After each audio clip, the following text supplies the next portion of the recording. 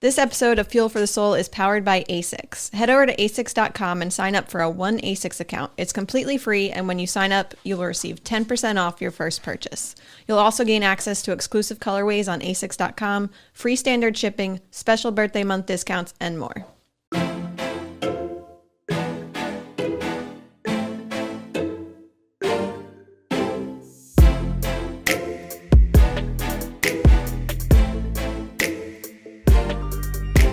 Okay.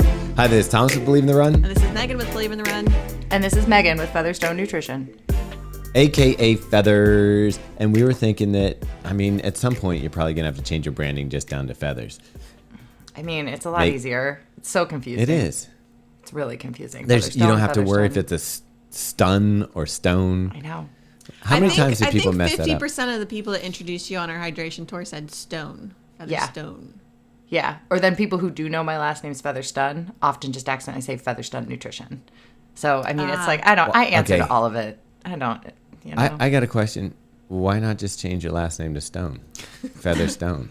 That is hard sounding. I dig that. Let's do it. Yeah, Featherstone. That sounds like a lot of paperwork, to be honest. It's light we'll just and change like it. a feather and hard like a stone. It's not both. Change it on my driver's license, just change my name. Just go write with it different. Yeah. Yeah. Mm-hmm. Yes, make your signatures. Okay. Anyway, you are listening to Fuel for the Soul, the podcast where we ramble about some things and talk all things hydration and nutrition and how it affects performance.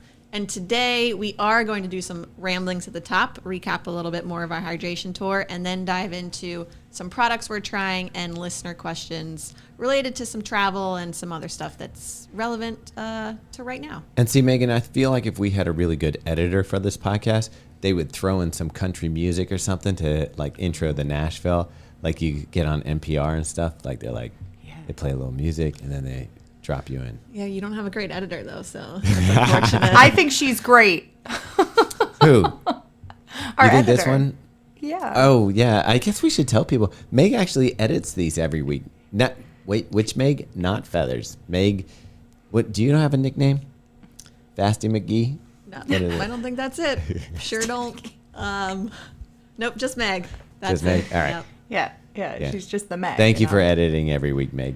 Well, and we did have a lot of people on tour that were like, we love the outtakes. And I would tell them, I'd be like, that's Meg. Meg does the outtakes. So, yeah, I guess we should say, this is Megan. You and I do the stupid talking, though, that give her outtakes to do. It's a team effort. Let's be real. Yeah. All right, let's be All right. So, guys, tell me about Nashville. Give me a wrap up. Well, so you're forgetting Baltimore, and then we hit Oklahoma City. Wait, we haven't talked about Baltimore? Nashville, not on this podcast. I guess when we did the podcast when you were here in studio, that was pre-party. Yeah. Yep. Yeah. Oh, crazy. It was the morning of the party. Time is a flat We started circle. recording the drop yesterday, and Thomas was like, tell us about Nashville. And I was like, but we haven't talked about Baltimore and Oklahoma City. And he was like, yes, we have. That was on last week's episode. And I was like, oh. I was like, what happened in the past week? I'm not sure. I think we're all very time confused. Time is irrelevant. I don't know what day it is. There's two separate podcasts. There's we're talking about it on both, so you feel like you talked about it, you didn't talk about it. I just don't, my memory is quite bad these days, so. Yeah. All right, so I think you got to tell people about the people that showed up for Nashville, and then also remind them that you can also, if you're in Atlanta or Boston, you can still catch the fever for the hydration tour. Yeah, I think so. So I went back, and I know all of you listening have probably heard of if you add the temperature to the dew point, and if it's over 150, it's super oppressive, don't try to run hard. So I decided to add up all of our stops because Meg and I were like, I don't know, Nashville feels like it was the worst so far. And sure enough, when you add 82 degrees with a 76 dew point, we get 158, which is actually our highest number. So I think Nashville might have been our most oppressive weather so far. Okay, Feathers always does graphs and little things in her her recaps. Instagram? I think you need to do once this is all over, a comparison of the suffer of each hydration tour. And I'll tell you right now, Oklahoma City is going to lose. Oh, yeah. They had a cold front. That was a lovely day, actually, or morning there. Yeah. It was. They also measure distance different. So we went for a 10K and we came back at 8.2 miles. So, I mean, thank God it was a little bit cooler. Was it a 2-mile warm up? I don't really know. I think that Megan and I might have gotten a little bit lost on that run. Wait, did you include your run on the way over to? Didn't No. you run to Red Coyote? No. Okay. Yeah, we Ubered over, and we were supposed to do a 10K, and we came back 8+ miles strong. Speaking of miles, like, are you doing is Megan have you doing as many miles as she's doing right now? Oh, no. I probably like 20 miles less a week than her, if I had to guess. Megan has a rest day, and she's going to hit 80 miles with a rest day. Yes. That's So, insane. yeah, 20 plus doing miles less. We're doing the miles. We're getting it all done. But yeah, so Hydration Tour has been phenomenal. All of the stops since you last heard from us on this, Baltimore, Oklahoma City, Nashville, everyone came out. The people are amazing. We are just so grateful for everyone. We still do have 2 stops. So, well, wait, when does this come out? Boston is still an option for all of you, which will be August 19th. And it's kind of like our shakeout run before Falmouth as well. So if you're in the area for that race or you just live in Boston, definitely come out and see us. You know what my favorite part of the Nashville run was? What? I finally got a Hydration Tour water bottle. I'm not even going to use it. I'm just going to keep it as a souvenir Yeah. because I think it looks so pretty. The other thing that we talked about already on the drop, but not on this show, is the snow cones that Scratch did, which I think that needs to be a thing that we somehow create for next summer too, because that was a real treat. Like, do we just start a franchise and get our own fleet of vehicles with the snow cone thing and drive them around? That seems financially responsible. Yeah. Yeah, I think that does.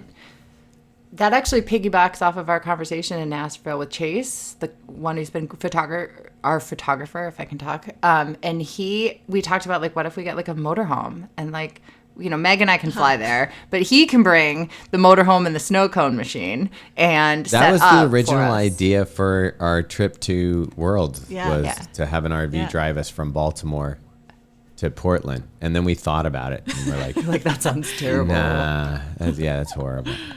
Yeah, I'll fly, but I'll meet the snow cone machine there because I think it was genius. Okay. Yeah, we'll work on that happening and then us flying to it. You guys might be too young for this, but do you remember a Snoopy snow cone maker?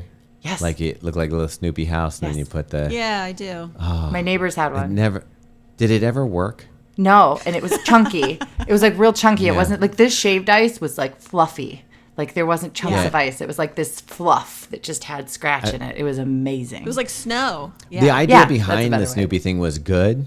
Yeah. But if you think about it, you can't have kids playing with, like, something that can chip ice into snowflakes. Yeah, it's probably not the best idea. But those did look insane. I have to say, there hasn't been too much where I've been like, oh, I really am jealous of them right now. The snow cone was one where I was like, oh, that does look good. And your faces were super smiley and stuff while you were eating them. Like, I was like, these must be good. Kid at a clown fair. Yeah. Yeah. Next thing you're going to do is deep fried Snicker bars.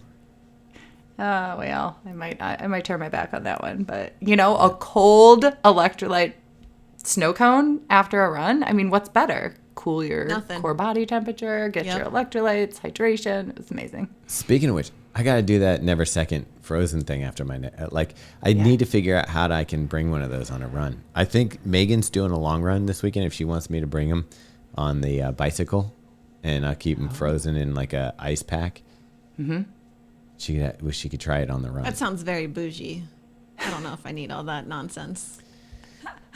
I like bougie. Okay, he just wants you to do it for him then on his long run, I think is actually what he's getting at. Right. Uh-huh. That'd be great. Megan doesn't have time to help me on long runs. She's busy running 80, 90 miles a week. I love it. All right, so let's chat a little bit about products we're trying, but also this ties into a listener question from Allison. She said, I had a question about bars. When I need to take food with me For after a run, when I know I won't be home in time to eat within the 30-minute window, or when I'm away, I eat a lot of bars. Right now, I've been using Picky bars, and they're protein bars specifically for when I won't be able to eat within 30-minute window because I'm not home. The other bars I use when I need a quick and portable maybe snack. What would spell it out? Port. She just wrote port snack. Yeah, It's just portable. a breathing. Oh, a breathing. What was the abbreviation I did that you liked? You did something crazy. Yeah. Curious if there are bars out there you recommend or how to know if the bars I'm eating are good choices. What's your take on bars in general? Any that are good for those after run options when another protein and carb option isn't available right away? Thanks for all your help. So bars, very handy when you're traveling too. So talk to us about what you use, what you recommend, and what we should be looking for. And can we also throw powders in? No, you can't travel with powders. Are you kidding? That's the only Yeah, but thing. like when you're like on an airplane, you can't be like, let me put this powder into a drink. Let me mix this up. All right. There's suddenly a white substance everywhere and the plane has to land. Shake it up. No, I think bars are super helpful, and I think they've gotten a bad rap because I think they're really user friendly. It can be a lot of different things. We're literally wrapped up in a bar that you can shelf stable to leave in your car, to pack in your bag when you're traveling. So honestly, I don't think there's necessarily like good and bad bars. It's just some bars are higher in carbs and some bars are higher in protein. So we know we need carbs and protein to jumpstart the recovery process. So it's just like if you want a picky bar, even their protein bars, neither of them have like over 20 grams of protein. So they're kind of higher in carb with a little bit of protein. So then you know when you do get to food, you need to like nail your protein goals with some more carbs. Or if you choose a protein bar that has enough protein in it, then you just need to make sure you're getting more carbs in your meal when you get home. So I think it's just find the bar that you like and make sure that it's either a good source of protein or carbs, and whatever it's not a great source of is what you just want to make sure you're eating in your next meal. So, I mean, picky bars were originally developed so that it had that like 3-to-1 ratio to like jumpstart the recovery process. So like that's what they were made for back in the day when they were actually put out. So, you know, something like that, we just need to make sure we get all our protein when we get back. What about the Epic bars? Epic? Aren't those the ones that are like beef jerky? Yeah, they're like meat. Meat bars. You can get like turkey, salmon, buffalo. Wait, Meg, is that the chicken sriracha one I ate in Yeah. in Oklahoma City and you were like gross and it was really good? Yes. Yeah, they are tasty. It was good. Meg was like, no way, can't buy that. Meg won't eat packaged meat. I knew she wouldn't, but yeah. Yeah. Imagine.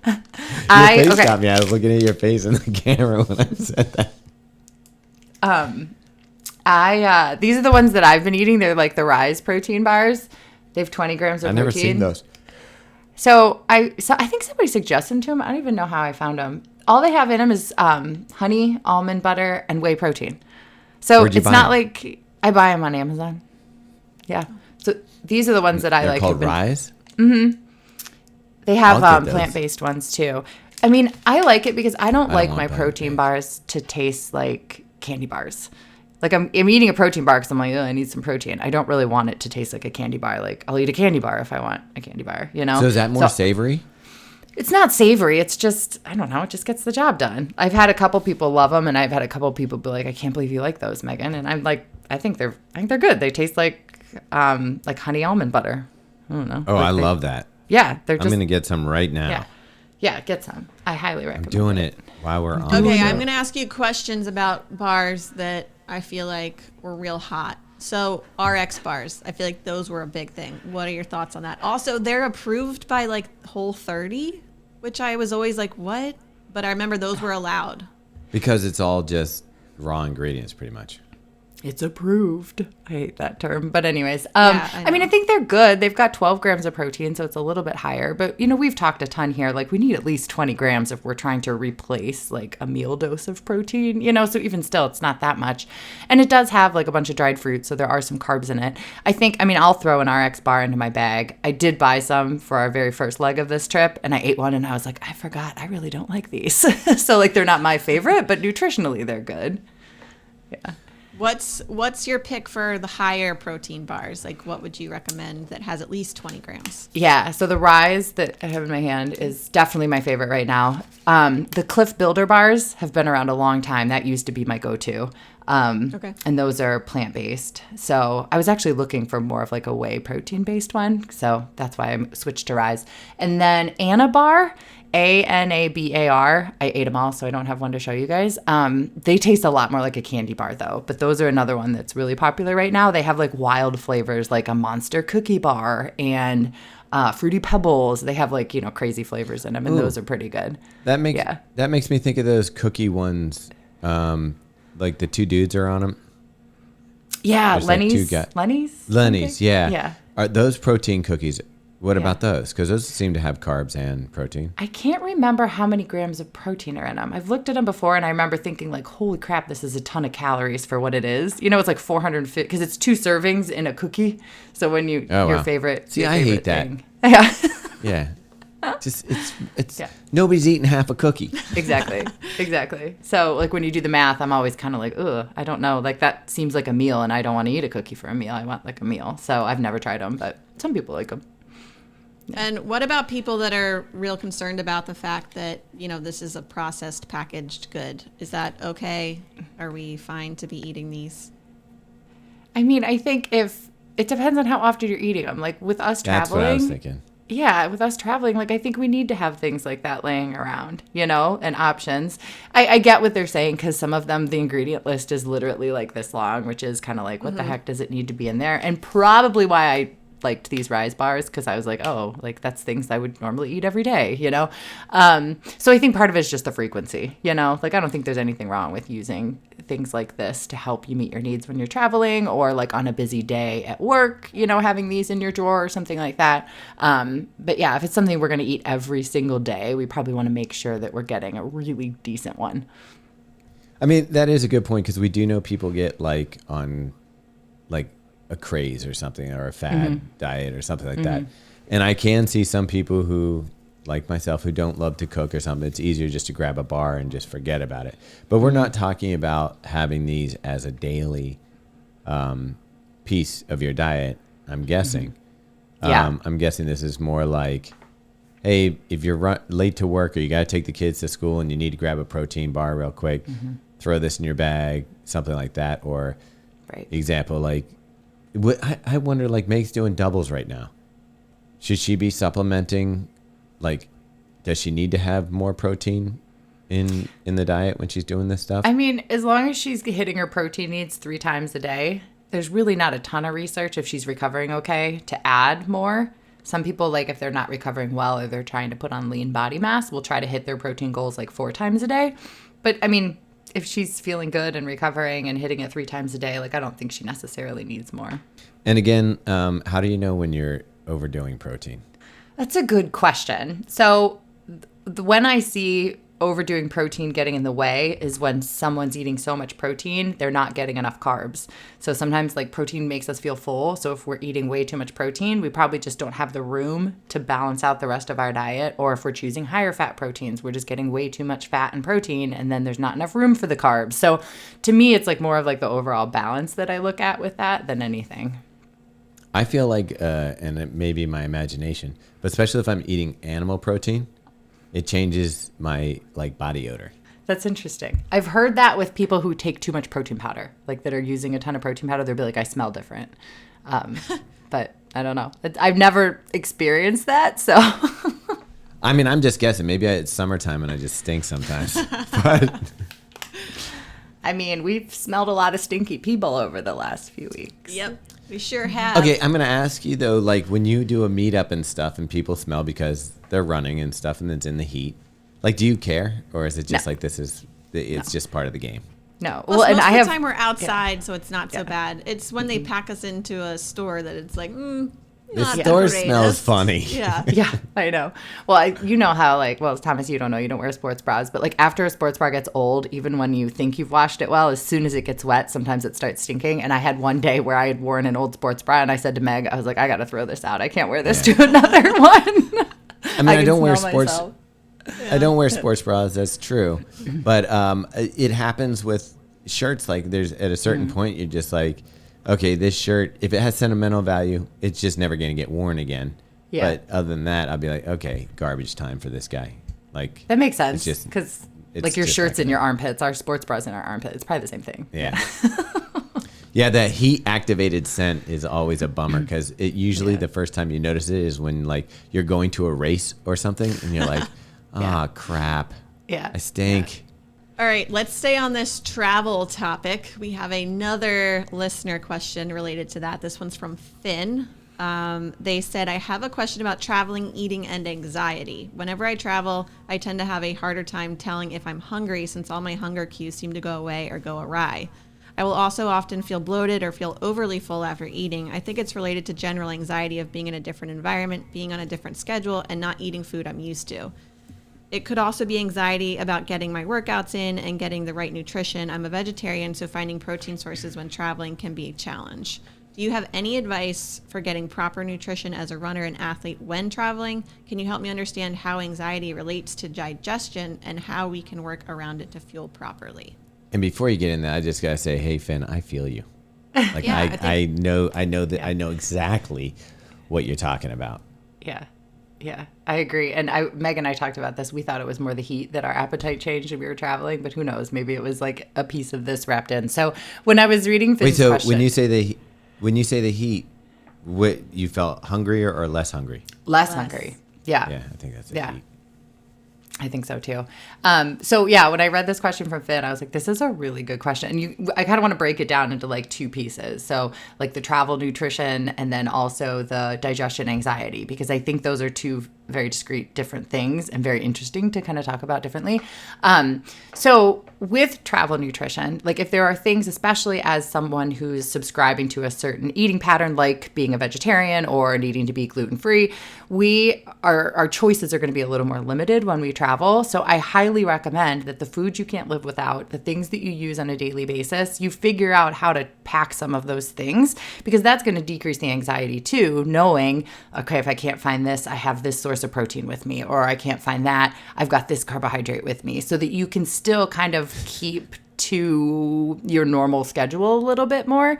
So kind of taking some of those staples. What? I just pictured Finn walking through the airport with a duffel bag of tofu. Well, maybe, actually, speaking of products, they sent me these dried edamame beans. One's sriracha flavored, one's buffalo chicken. They are not chicken, buffalo seasoning. They're really good. So something like that could be like a vegetarian protein alternative to taking tofu in your bag. And I think we probably talked about, have they made like whatever that information was that was saying like edamame and soy would make men start getting estrogen. Was that just like people being douchey about vegetarian diets? People being weird. Yeah, no, I think soy is very healthy for all of us. Yeah. Yeah, I think it's fine. So I think, packing some of those things, or like we were talking about, the Cliff Builder bars are a plant-based protein, like take some things like that. I think making sure that you feel like you have a little bit of control over choices will kind of help decrease that anxiety and set you up for success when you're traveling. And then two, if your appetite's not good or you're forgetting to eat, like that's not going to set you up well for running, right? You're going to be underfueled. So I think trying to keep to your normal nutrition timing throughout the day, regardless of appetite, is probably a really good tip as well. So when you get up, make sure you're eating breakfast, take your snacks, make sure that you've got a lunch, so really trying to stick to that timing just a little bit better rather than listening to your hunger cues, because like he just said, his hunger cues aren't existent. So I think we need to be careful to be more intentional and less intuitive when we travel about nutrition to make sure that we're staying on top of it. And then two, again, like being prepared, having a plan. If you can scope out some of the restaurants that might be around where you're staying and be like, okay, this is something, and they'll deliver. I can get takeout here. I have a lot of clients that travel like every single week for work. And what they'll do is either have like a Uber Eats leave groceries at their hotel, or they'll actually have like an Uber Eat delivery of breakfast waiting for them after their run so they can eat really quick while they're getting ready. I mean, there's really, we have the technology these days to set ourselves up well. We just need to think ahead, find the restaurant, see if they deliver, how long will it take, when do I need to order it, that kind of stuff to just make sure that we have what we need. All right, but why the bloatiness? Why do we feel a little bloaty or something when we're traveling? So I think that kind of probably goes down. Well, I mean, it could be just that you're traveling and you're in the air. So a lot of people get dehydrated when they're in the air, when they're flying. And then, while they're traveling, they're just not drinking as much, which can cause constipation and bloating and that kind of stuff. So I think that could be a piece of it. But then also the other part of his question is like the anxiety digestion intertwining, for lack of better words. So I think when we get anxious, our body has that anxiety response. It's almost like the fight or flight response, which means blood flow is not going to our GI tract. It's going to our muscles because it's like, dude, you got to run out of this situation. You're anxious. This isn't a safe situation when we're really just sitting, right? So we're not going to get great blood flow to our GI tract when we're super anxious, which can cause the bloating, which can cause a lot of the stomach issues that this person was describing. So I think understanding that you're anxious and trying to deal with the underlying anxiety a little bit more obviously would be the ultimate goal here. But the other thing is, so if we know when we're anxious and are traveling that it slows down our digestion, like what can we do from a nutrition standpoint to not make that worse? So we know that fat slows down our digestion more than anything. So maybe we make sure that we're not turning to like super high fat meals when we're traveling and instead getting our protein and our carbs and kind of watching that, which when you travel and you dine out, it's always higher fat than you're used to. So it's kind of like a double whammy. Yeah, for sure. So quick question for you along the bloated lines. And Megan, you cannot answer this question. This is strictly for Meg Feathers. I typically don't answer any of the questions. All right. No, from me here. Okay. What do you call the fish that when it gets nervous, it expands and has the little spines and stuff? What do you call that fish? A blowfish, right? A blowfish, yeah. You setting me up for something here? Have you ever heard of a balloon fish? No, blowfish or pufferfish? Yes. Yeah. Okay, but I called it a balloon fish because I couldn't get the word out the other night, and he was making fun of me. But I Googled it, and a pufferfish or blowfish can also be called a balloon fish. By children. Suck it. We are just not as savvy as she is. She knew the third true. alternative, and we did it. Yeah. That's right. All right. So that settles that one. Okay, so so fat is not good. So we want to reduce fat if we are in this anxious state or traveling and feeling bloated. Yeah. And two, I mean, try to, if you are, say you get really anxious to fly, like maybe we don't eat a meal on the plane then because we're really anxious. Maybe we wait till we're in a calmer state and we're safe in our hotel room and feeling a little calmer to eat a meal. And then the other thing too is obviously smaller, more frequent meals and snacks will be less food in our stomach. So they should empty a little quicker and we should feel a little better. So maybe we even like kind of tweak like our pattern of eating. We talked about staying on a timeline, but maybe like meals and snacks are all more the same size versus like big and small. And I think obviously staying hydrated is a piece of keeping this all in line as well. See, and I feel like the hydration part is like I think I drink more when we fly because I drink my normal amount and then they come around with the sodas and stuff and I drink a seltzer or something like that. And I don't know what, when we travel, I feel like I'm thirsty more. And so by the time we get there, yeah, I'm probably holding on to that. But you need to be taking in more hydration when you're traveling, right? Because doesn't that dehydrate you? Yeah, like the altitude of the air up there. Yeah. I think I read Pressurized somewhere cabin. that it's like you lose an extra 7 ounces an hour that you're in the air, which could add up when you're traveling Coming back from overseas. Japan, we must have like... Turned into a raisin. Yeah, we basically came back. Surprised we little old didn't people die. Swelled back out. Yeah. I love it. I am always shocked, though, with the amount of traveling we're doing lately. I would say only like 50% of the people on the flight get a drink, even if they're awake. Like, obviously, if you're sleeping, you don't. But I was like, I always do. If I'm awake, I'm like, get me something to drink, you know? Do you guys always get something? Not always, just No? because I won't drink their water because I don't want whatever they're pulling that tap out of. Their coffee is the same thing. So if I'm like coffee or water, I don't want to drink what they're serving there. So it's usually like a bubbly water, but sometimes bubbly water just is like, May can drink it all the time, but I need something with a little flavor. And then I don't want to go full calories or diet soda or something like that. So like, I'm just like, whatever, just no. You put a lot of thought into the beverage cart. Well, that's because lady. when the cart's coming up, I'm like, what am I going to do? I tend to always have a water bottle with me so that in case I miss them or I'm sleeping or something, Same. like I just have water all the time. Same. I feel like I'm like not okay if I don't have my own water. Like, what if I Right. need it? Yeah. I'm Yeah. the same way. What I did don't- Megan and I spent $25 on water before getting on a flight the other day because it was just like that's what it costs in the airport. So what what kind of water did you get? It was one regular water and one bubbly water each, and I For think each it was of like us. $25. It was. So you each had 2 bottles. Yeah. Yeah. I mean, that's airport prices. That's about right. You bought It's a 4. wild. Like we could have bought 30 pack of bubbly water Well, and that's the thing with the Cliff Bars. I always buy them at the airport, and they're like $20 at the airport. And I'm like, if I'm at BJ's or something now and I see the Cliff Bars, I just get a pack because I know that I can throw them in my backpack. I have one in my backpack right now. It's like an emergency food, like we were talking about earlier with the protein bars. I just have like an emergency something in case I need it. Right. Yeah, because those prices, that epic chicken sriracha jerky that I ate, I think it was like $4.80, and it was like 4 bites. Yeah. Those are good, though, aren't they? It was so good. I actually looked them up. I was like, I should buy these on Amazon, but I didn't. I think they could even have them at Aldi's. Really? I know Trader Joe's carries them. Oh, man. I need to go grocery shopping. I like the buffalo one, but there's one that I don't like because it has like fruit in it. So it's like meat and fruit. Was it like a turkey cranberry one? I feel like I had that years ago, and I was like, this is not going to work. Yeah, it was probably something like that. All right. So this question is from Emily. She said, thanks so much for all the helpful info you guys provide for runners. I love this podcast. My name's Emily, and I'm an intermediate runner and triathlete. Over the last 2 months, I have done 2 significant things. I started weightlifting 2 days a week and met with a sports dietitian to ensure I'm fueling properly throughout my day. These 2 things have created huge gains in my fitness. Everyone in the fitness community says that if you are gaining weight, but your clothes fit the same or are even looser, you're gaining muscle and not fat, since muscle is denser than fat. I don't weigh myself for personal reasons, but I have noticed that my clothes are definitely tighter than usual. So my questions for Feathers is this. If my clothes are getting tighter during marathon training, am I gaining muscle or simply just putting on more weight? Thanks for your help. This one is very challenging. Good luck to you, Megan. It's good, It's a right? loaded. It's good.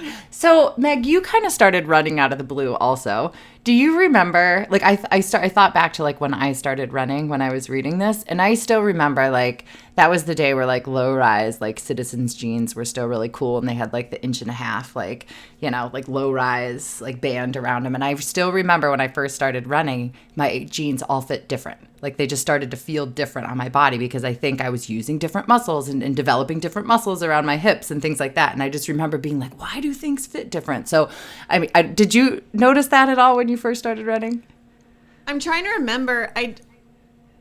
I don't like Meg- it wasn't a significant thing, and No. I started out like I was doing like a mile. And you wear tights all the time. Oh, yeah. Yeah. I mean, I was like, didn't run, and I was like, I'm going to run a marathon. Just like hopped into And I think training. I also had like such a big soccer background, and like I've That's always true. like, you know, like I just had the thigh muscles already, I think. That's true. And so it wasn't drastic change for me. But I can Yeah. see if someone went from 0 to Yeah. 60, like you do, like your body Yeah. just changes. Right. I So think that was the it's first really thing I gonna- thought. Yeah. Won't it also depend on your starting point? Like for me, I was heavier when I started running. So all I saw was, you know, I could have been eating twice as much, but all I saw was weight loss when I first started. That's So true. It kind of depends on where you it's- start. Yeah. Yeah. When you talk to me, I always freaked out when I was working on the plan because I was like, I don't like getting on the scale, but I'm like, I feel heavier. And you'd be like, are your clothes still fitting? And I'm like, yeah. And you're like, well, shut up. You're fine then. Keep eating. Yeah. No, but I mean, to answer Emily's question, like, first of all, congrats on performance getting so much better working with the sports dietitian and lifting. I mean, I think that's the message here, right? But we understand that when we feel a certain way about our body or we're questioning things, like that can get in our mind, and it's a valid concern, right? Like if that's something that's bothering us, we definitely want to talk through it, but we want to keep the positives, you know, on the top layer. So why would our clothes be feeling tighter if we're not gaining fat mass, right? So yes, we say all the time when we're putting on muscle mass and losing fat, our weight won't change, but our clothes will fit different. But just because we're putting on muscle mass doesn't mean we're losing fat. So if you're putting on muscle mass and your body composition is still the same, right, from a fat perspective, which might be fine, like maybe she doesn't need to lose any fat, she's just putting on some muscle mass, then yes, clothes are going to feel a little bit tighter. Like that's kind of where I went back to when I first started running. Like I didn't lose body fat, but I put on muscle and things didn't fit the same, So that could be one reason, is just that she's getting stronger, she's got more muscle mass. That's not a bad thing at all. Overall, her body composition would be improving if she's increasing her muscle mass, even if fat mass is staying the same. So, but clothes would certainly fit a little different. Wouldn't it depend on where the clothes fit different? Like if you're talking about your shirts and your shoulders are tighter, you're like, yeah, you're gaining muscle in your shoulders and upper arms and stuff like that. But if you're talking about your waist, if you're having trouble with the waist line of your pants, that would probably indicate weight gain, wouldn't it? So I think that goes back to like the low-rise G's comment I had, because they sat so low on me that like my upper glute muscle, which I'm going to butcher what it actually is, was stronger. So like they felt really tight around there, but that wasn't technically my waist, So I think, like you're saying, it depends on like where they're feeling tighter, to be like, is that a muscle I'm working? But then the other thing to remember, which I think we've gotten this question at every single location through the hydration tour, and when we train through the summer for a marathon, we are training hard, we are dehydrating ourselves, we're working our butts off to rehydrate ourselves. We are just kind of inflamed all summer. Like we're hanging on to extra fluid. It's not a perfect equation of I lost 2 liters of sweat, I drank 2 back, everything's perfect. Like the fluid is kind of in our tissues and not necessarily in our blood volume right away. And we just feel kind of puffy when we're training through the heat. So it could be that. It also could be normal inflammation from muscle damage. We've talked about this in the past in like weight episodes, is when we're training, we're breaking down muscle mass, and the substrates that come back in to build that back up are carried by water. So we actually see a couple pound water retention when we are damaging our muscles in order to repair them. So if she's training and strength training, she's damaging muscle. So it could just be that she's holding onto fluid so her jeans feel tighter in her quads, and it has nothing to do with the fat muscle, ratio there whatsoever. So that could be playing a piece of it. We also know that when we're super bloated, from back up to Finn's question, traveling or hormones or things like that, obviously our pants could fit tighter around our waist, and that could have nothing to do with body mass gain. And then the other thing that kind of stood out to me too is if she is working with a sports dietitian, if she's eating adequate carbs, she's got better glycogen stores, which again is fluid and carbohydrates stored in our muscles. So as you can see, even if there's a little bit of all these pieces coming together, it could certainly make our clothes fit a little bit differently. I would say put on a different pair of pants, put on a different pair of shorts, put something on that you're more comfortable in so that you're not over analyzing those pieces, and just continue to do the things that you're doing to support your performance. And if your performance is getting better, you're going to train harder and your body's going to shake out where it was meant to shake out for your optimal performance. And then we just find clothes that we're comfortable in, would be obviously the best scenario here. Okay, I got a quick question for you here with both these comments. When you feel bloated, or when you feel like you're retaining water, or however you want to put it, does it matter? Like, say that you're the exact same as you were the day before when you didn't feel bloated, and you stand in front of the mirror, you look in the mirror. Do you feel like you look different? Like me personally? Like, do you psychologically? Yeah, I'm asking you guys as Yeah, I think I do. I think I view myself different depending on how I feel. I think so, yeah. I think that's the craziest thing about us as people that are concerned with, physical fitness and that kind of stuff. We use our body as a gauge of how we're doing. It's kind of another indicator of, is my training going well? And I do think it's so influenced by whether you feel bloated that day, or if you're retaining water, or whatever you want to say, or you even put on a pair of pants that normally maybe you didn't notice fit as tight as they do, but maybe fit a little tighter now. Like, I think it just psychologically messes with your head. Yeah, and I think we need to state the facts. A perfect example of this is I had 2 pairs of ASICS shorts, and I had double pairs of each, right? So towards the end, the pants the shorts that I had worn the first run, I told Meg, I was like, these are so tight. And it was a week later, and we had been training like crazy. like we honestly probably should have been eating just a little bit more. We definitely weren't eating too much. We weren't that bad, but like probably, you know, we weren't overeating, I guess is what I'm saying. And I'm like, this is all inflammation. Like I am just inflamed right now, right? But if you were going by my shorts feel tight, I must have gained body mass. You know, that's a whole spiral there. But I think, you know, we need to normalize that our body is not always going to feel the same when we're training through the summer and we're training hard. It's going to change. That doesn't mean that we need to physically change our nutrition to change our body. We just need to continue to give it what it needs so that it can recover and not feel so inflamed. Meg is always like, get on the scale if you're worried about it. And I'm like, nah, I'm not that worried. I don't want to get on the like, scale. Nah, no thanks, Andy. Just tell me I look good. Yeah, so exactly. That's what I'm looking for. Yeah. I like to just rely on the scale every once in a while just to make sure I'm not totally off track. And we have one of those scales that gives you the breakdown of like, this is your bone mass, this is your, and I don't think that's accurate at all. Like I would love it if I could get on there and it's like, oh, you're just retaining a shit ton of water right now. But it never tells you that. Is there any way to understand if it's you're retaining water or if you're gaining weight? Like, is there a measurement? Doesn't it send like an electric current? Yeah, and it's bullshit. It does, but it does now. I agree. I have one too. And Yeah. it technically, if you're dehydrated, it should falsely elevate your body fat percentage because we carry different amounts of water in our fat and our muscle. So when we're dehydrated, it's going to think you have more fat. I have personally found on my scale, when I'm dehydrated, it's like, ooh, your body fat percentage is low. And I'm like, this isn't right. Like even the science here is not quite right. So I don't think, granted, these scales are what, $25, $50, maybe $100. So I just don't think that the technology that we have at home is very good at understanding those differentiating things. You know, and I think there's a lot of people that like to hop on the scale to like check in on things. So I think we just need to understand that it can fluctuate, and that doesn't necessarily mean it's like a true, you know, fat change. Yeah. Yeah.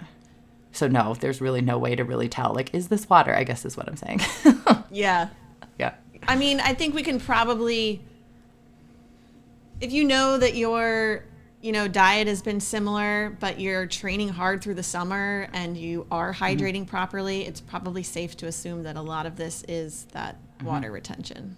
Right. Right. Okay, so what are we saying to Emily? That it could be a lot of things, but if your performance is continuing to improve, it's maybe let's focus less on. It always comes down to that. What's the goal here? Yeah. Right. Yep. Yep, I totally agree.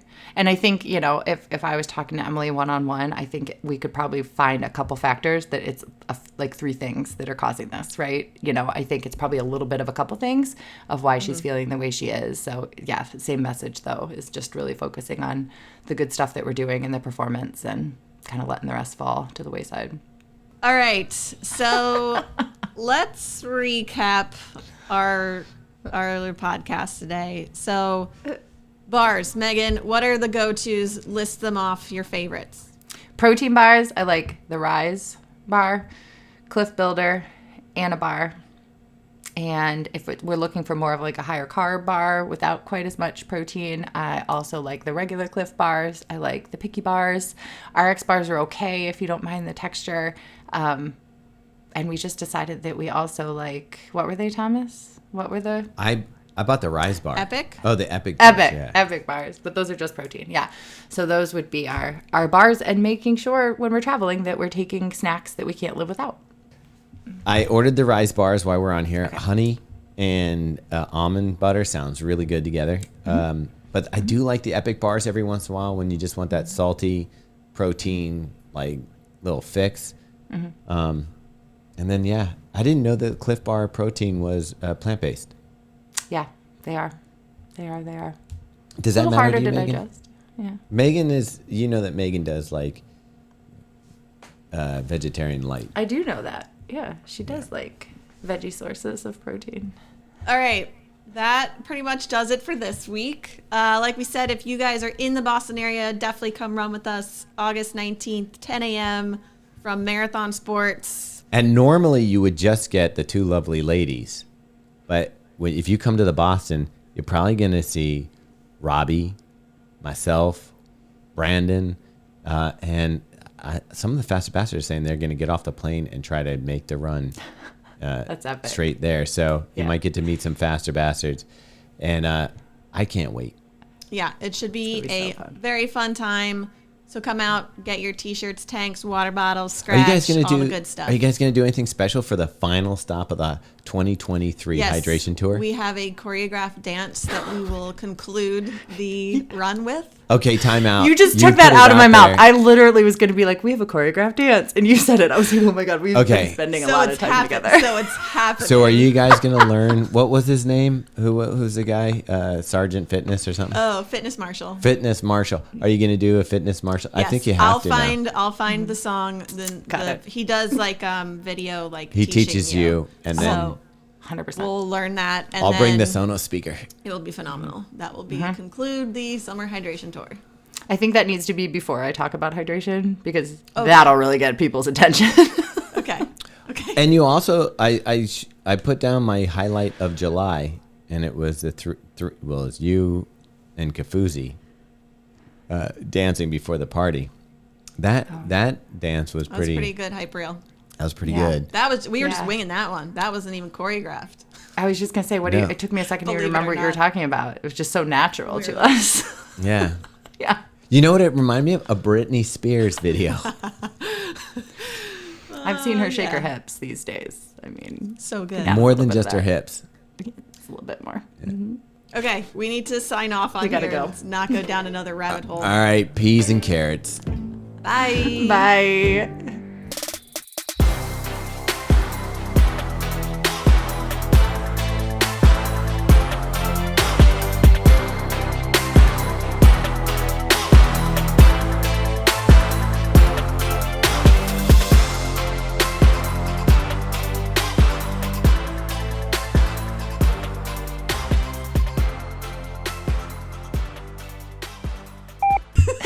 And and she's like, and I'm like, come Now's on. not the time to start. Yeah, I was like, when do I just do it and like be like, there it is? And she's like, I think they're all ugly. And I go, come on, mine's kind of nice looking.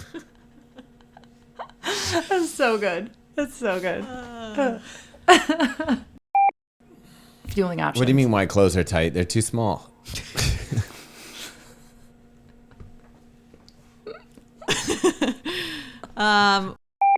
Ralphie, you worried about your weight at all?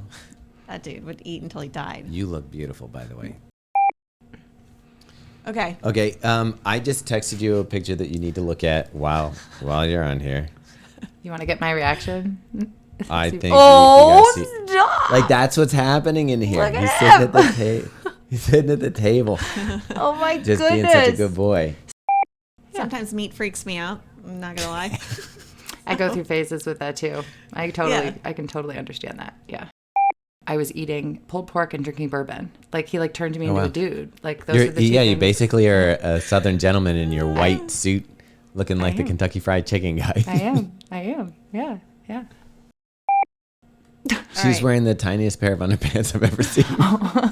I don't even know if you can consider them underpants. I was like to Megan, I was like, is her guy like okay with her doing this? And she's like, he's holding the camera. Yes. You think he is? Yeah. No, he is 1,000% For sure. is. Oh, jeez. Yeah.